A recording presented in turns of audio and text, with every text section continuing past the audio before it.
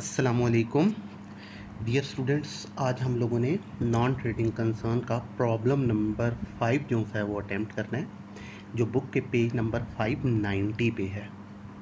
अब यहाँ देखें, वो कह रहा है ये कोई स्पोर्ट्स क्लब है।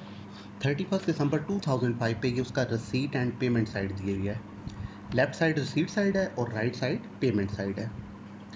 अब लेफ्ट साइड पे देखें, ए बी 2 पॉइंट के साथ लिखा हुआ है और सी और डी राइट साइड पे 2 पॉइंट्स के साथ लिखा हुआ है।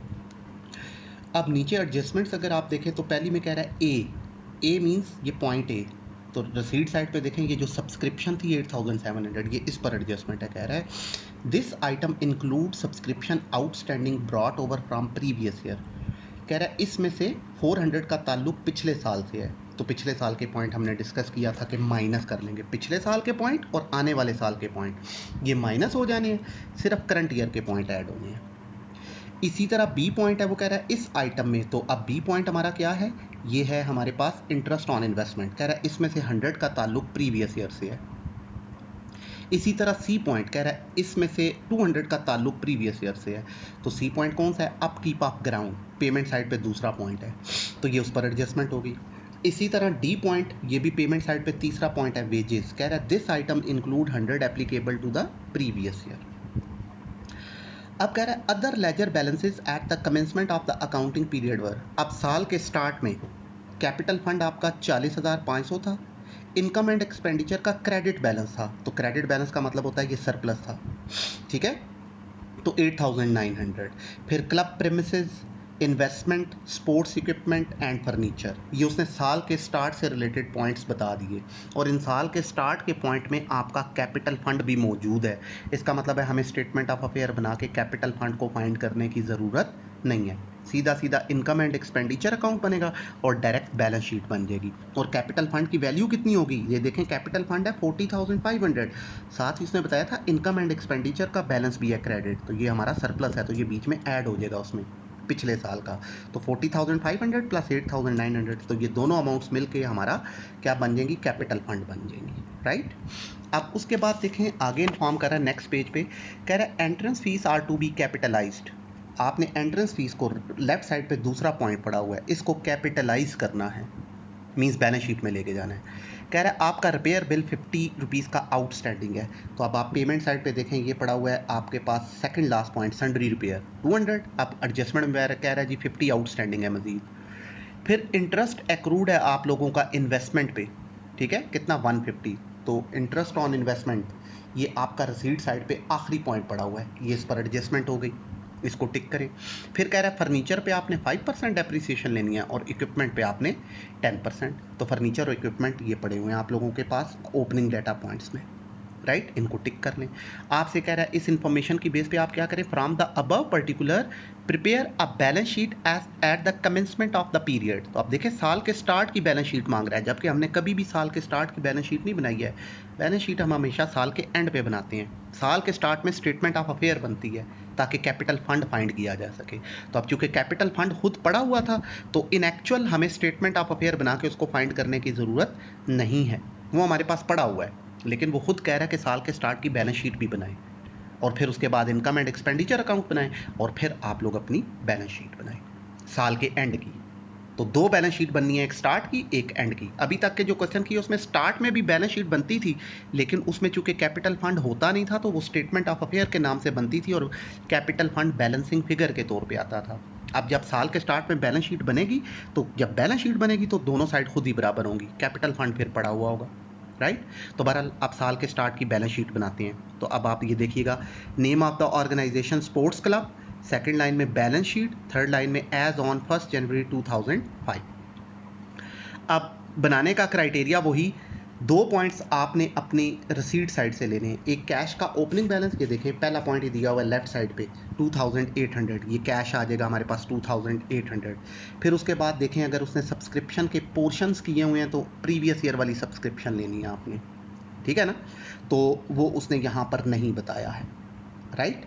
अब उसके बाद साल के स्टार्ट से रिलेटेड जितने भी एसेट्स और लाइबिलिटीज़ हैं वो कहाँ से मिलेंगे, एडजस्टमेंट से मिलेंगे।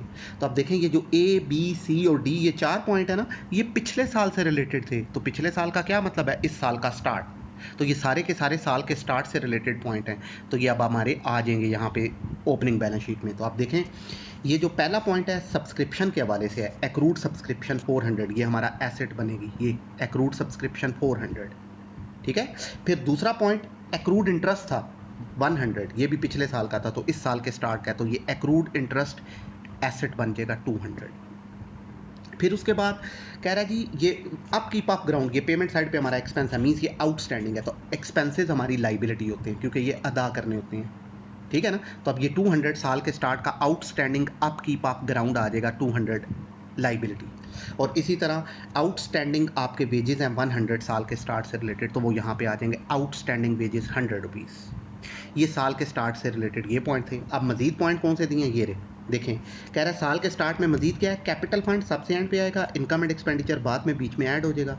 फिर कह रहा है क्लब प्रेमिसेस है 30,000, तो ये हमारा एसेट बन जाएगा क्लब प्रेमिसेस, या प्रेमिसेस लिख लें 30,000।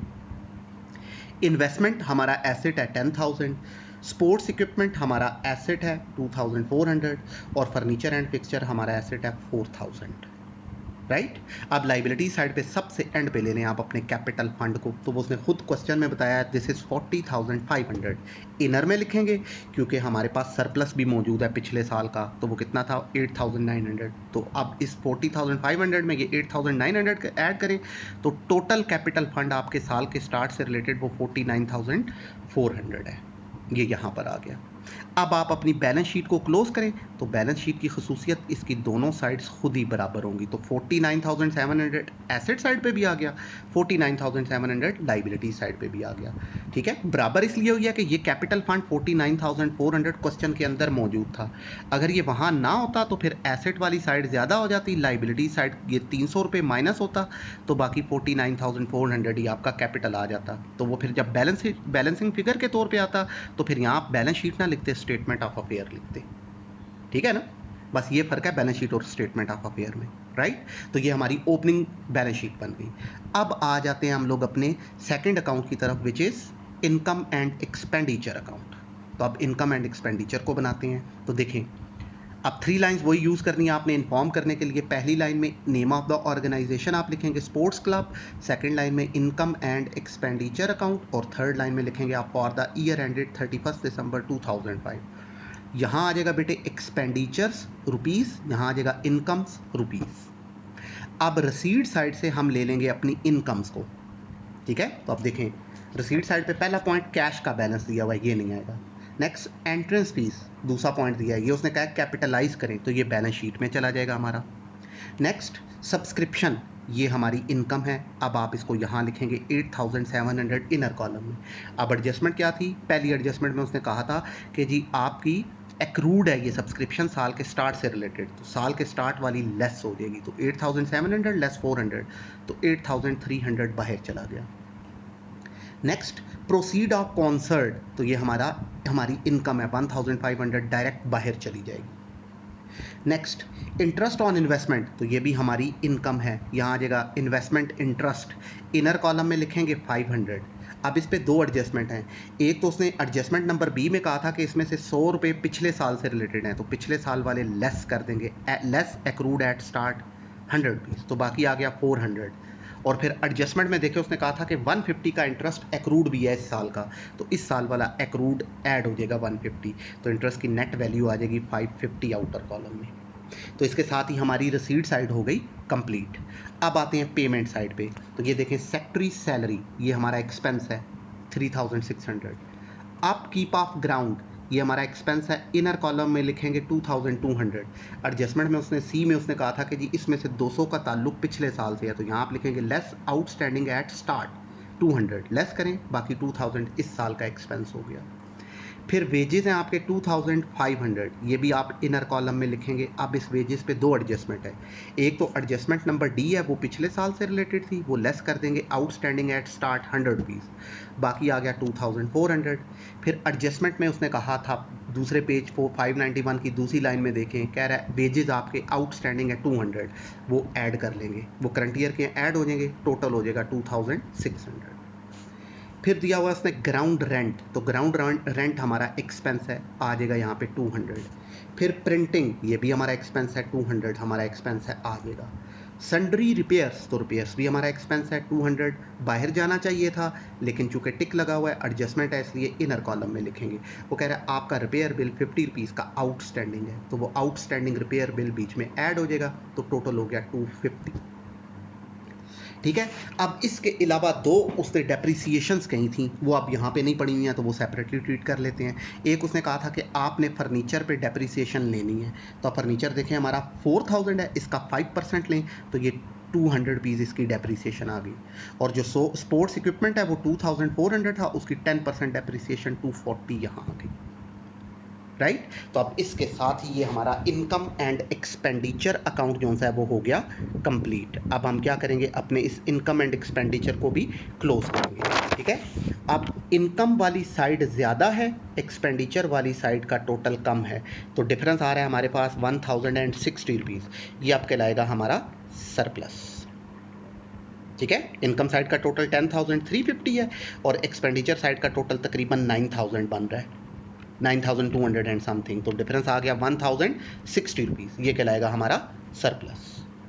राइट। अब आ जाते हैं बेटे हम अपनी आखिरी रिक्वायरमेंट की तरफ, जिसमें उसने हमसे कहा आप इसकी जो बैलेंस शीट है ना वो प्रिपेयर करें। तो अब हम देख लेते हैं बेटे हमारी बैलेंस शीट जो सी है वो कैसे बनेगी। तो वो आप साल के एंड वाली बनानी है। Name of the organization sports club, second line में बैलेंस शीट, थर्ड लाइन में एज ऑन 31 दिसंबर 2005, इधर आ गए एसेट्स रुपीज़, इधर आ गया liabilities and capital rupees. Right. तो अब पेमेंट साइड को बेटे आप एंड से रीड करना स्टार्ट करें, आपको आपके एसेट्स मिलना शुरू हो जाएंगे। तो देखें बेटे एंड पे आखिरी पॉइंट दिया हुआ है बैलेंस, तो ये कैश का बैलेंस है 5100 एसेट। सन्ड्री रिपेयर्स खुद नहीं आएगा, एडजस्टमेंट है कि इसका 50 रुपीज़ का बिल आउटस्टैंडिंग था, तो आउटस्टैंडिंग रिपेयर्स हमारी लाइबिलिटी बन जाएगा, यहाँ आ जाएगा बेटे 50 रुपीज़। फिर प्रिंटिंग हो गया, profit and income and expenditure में नहीं आएगा। ग्राउंड रेंट एक्सपेंस है, नहीं आएगा। वेजेस खुद नहीं आएगा। एडजस्टमेंट थी दो, एक साल के स्टार्ट से रिलेटेड थी और एक एंड से रिलेटेड थी। साल के स्टार्ट वाली स्टेटमेंट ऑफ अफेयर में चली गई और एंड वाली 200 की आउटस्टैंडिंग वेजेस की एडजस्टमेंट यहाँ आ जाएगी, तो यहाँ लिखेंगे आउटस्टैंडिंग वेजेस 200 हमारी लाइबिलिटी बन जाएगा। फिर उसके बाद अपकीप ऑफ ग्राउंड, ये हमारा एक्सपेंस है, खुद नहीं आएगा लेकिन एडजस्टमेंट थी। क्या साल के स्टार्ट में ये आउटस्टैंडिंग था, तो स्टार्ट वाला स्टेटमेंट ऑफ अफेयर में या ओपनिंग बैलेंस शीट में आ चुका है, यहाँ अब उसका कोई काम नहीं है, छोड़ देंगे। सेक्रेटरी सैलरी नहीं आएगा। ले जी, अब इसी तरह रिसीट साइड को एंड से शुरू करें, आपको आपकी लाइबिलिटीज़ मिलना शुरू हो जाएंगी। इंटरेस्ट ऑन इन्वेस्टमेंट खुद नहीं आएगा, ठीक, लेकिन इस पर एडजस्टमेंट थी कि आपका इंटरेस्ट जो है वो एक्रूड था। ठीक, कितना वो था साल के स्टार्ट से रिलेटेड एडजस्टमेंट बी में, तो वो साल के स्टार्ट वाला था, उसको यहाँ पे आप लोगों ने नहीं ट्रीट करना। लेकिन 150 रुपीज़ साल के एंड पे एक्रूड था, तो वो जो साल के एंड वाला एक्रूड है वो यहाँ आ जाएगा एक्रूड इंटरेस्ट के नाम से 150 रुपीज़। ठीक है। और यही जो एक्रूड इंटरेस्ट है 150 रुपीज़, ये इंटरेस्ट ऑन इन्वेस्टमेंट में वहाँ पे ऐड भी होगा। ठीक है। तो इंटरेस्ट ऑन इन्वेस्टमेंट को आपने रिसीट साइड पे इनकम वाली साइड पे ट्रीट किया हुआ है। 500 इनर कॉलम में लेस करेंगे एक्रूड एट स्टार्ट और एंड करेंगे एक्रूड एट एंड, तो वो आपका बाहर चला गया था। ठीक है। अब उसके बाद नेक्स्ट प्रोसीड ऑफ कॉन्सर्ट्स नहीं आएगा, सब्सक्रिप्शन खुद नहीं आएगा। एडजस्टमेंट है कि ये एक्रूड था, लेकिन कब एक्रूड था, साल के स्टार्ट से पे, तो स्टार्ट वाला statement of affair means opening balance sheet में चला गया, यहाँ अब वो दोबारा नहीं आएगा। एंट्रेंस फीस उसने कैपिटलाइज करने को कहा, छोड़ देंगे। ठीक है। बैलेंस शीट सॉरी बैलेंस, ये कैश का बैलेंस है, ओपनिंग बैलेंस ये नहीं आएगा। ठीक। अब यहाँ से तो हो गया कंप्लीट। अब आप देखें जो साल के स्टार्ट से रिलेटेड एसेट थे हमारे पास, प्रेमिसेस 30,000, वो साल के एंड पे भी आपके पास एज इट इज़ रहेगा, कोई एडजस्टमेंट नहीं थी इस पर, डायरेक्ट इसकी वैल्यू बाहर आ जाएगी। फिर उसने बताया था इन्वेस्टमेंट, ये पेज 590 के एंड पे दिया हुआ है आखिरी दो लाइंस में। तो अब इन्वेस्टमेंट साल के स्टार्ट में भी 10,000 एसेट थी, तो अब इसमें कोई चेंज नहीं आया, तो एंड पे भी ये दोबारा आपका एसेट बन जाएगी। इसी तरह स्पोर्ट्स इक्विपमेंट 2400 था, इनर कॉलम में आएगा। अब इसमें चेंज आया कि आपने इस पर 10% डेप्रिसिएशन ली थी, 240 यहाँ से माइनस करके बाकी बाहर आ गया। इसी तरह फर्नीचर 4000, ये हमारा एसेट है, इनर में आएगा।